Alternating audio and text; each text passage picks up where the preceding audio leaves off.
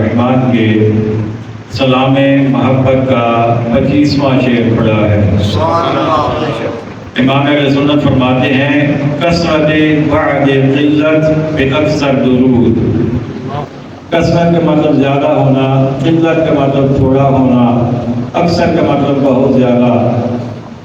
اس کا معنی و مفہوم یہ بنتا ہے کہ شروع میں صحابہ کرام کی تعداد ظاہر ہے کم تھی، قلت تھی اس وقت۔ پھر اللہ تعالیٰ نے اسلام کو عروج عطا فرمایا اور آقا علیہ السلام کے چہرہ زیبا کو جو بھی خوش نصیب دیکھتا گیا وہ کلمہ پڑھتا گیا، اور مسلمانوں کی تعداد بڑھتی گئی تو وہ جو قلت تھی وہ کثرت میں تبدیل ہو گئی۔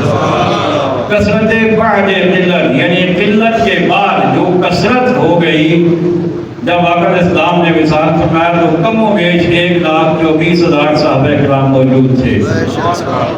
تو اعلیٰ حضرت فرماتے ہیں کہ اکثر درود، وہ جو قلت کے بعد کثرت ہو گئی اس پر بہت زیادہ درود ہو۔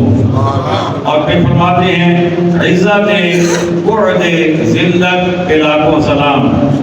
عزت کا مطلب رسپیکٹ اور بعد کا مطلب ہوتا ہے دور ہونا، اور ذلت کا مطلب ہوتا ہے کم ہونا، کم حیثیت میں ہونا۔ تو آقا اسلام کی برکت سے صحابہ کرام کو ایسی عزت ملی کہ جو کمزوریوں سے بہت دور تھی، یعنی کمزوری اور نچلا پن یہ ان کے قریب بھی نہیں آ سکتا تھا۔ ان کی شان رب نے اتنی بڑھا دی کہ ذلت ان کے قریب بھی نہیں آ سکتی تھی، کمزوری ان کے قریب نہیں آ سکتی تھی، اور کوئی بھی ایسی چیز جو ان کے شایان نشان نہ ہو ان کے قریب نہیں آ سکتی تھی۔ یہ وہ شعر ہے جس پر پیغمبر وغیرہ جیسے لوگ جو ہیں وہ پک پک کرتے رہتے ہیں کہ دیکھیں جی انہوں نے کہا جی کہ عزت بعد ذلت، یعنی پہلے ذلت تھی تو پھر عزت ہو گئی، بعد ذلت کہا جائے تو ذلت کے قرآن میں یہ کرنا صحیح ہے، قرآن نے صحابہ کے بارے میں استعمال کیا ہے۔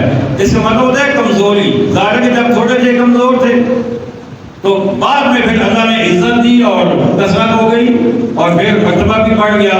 تو اگر عزت بعد ذلت کہیں تو مطلب یہ ہوگا کمزوری کے بعد عزت حاصل ہو جانا، اور اگر بعد کا نہ سمجھیں کہ عزت بعد ذلت تو پھر مطلب یہ ہوگا ایسی عزت کہ جس کے قریب ذلت آ ہی نہیں سکتی۔ ایسی عزت پر ایک نہیں، دو نہیں، سینکڑوں نہیں، ہزاروں نہیں، بلکہ لاکھوں سلام ہو۔ آئیے ایک مرتبہ پھر اس شعر کو پڑھتے ہیں۔ کثرت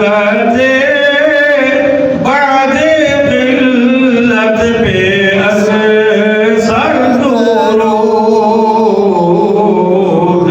عزت بعد ذلت پہ لاکھوں سلام، مصطفیٰ جان رحمت پہ لاکھوں سلام، جمع بس میں ہدایت پہ لاکھوں سلام، السلام اے سبز گنبد کے مکین، اور السلام اے رحمت للعالمین، یا الہی صدقہ ذکر رسول، یہ سلام عاجزانہ ہو قبول۔ الحمدللہ رب العالمین والعاقبۃ للمتقین، والصلاة والسلام علی خاتم الانبیاء والمرسلین والمعصومین، وعلی آلہ الطیبین الطاہرین، وأصحابه الهادين المهديين، وعلى النبيين والصديقين والشهداء والصالحين، وعلينا معهم أجمعين۔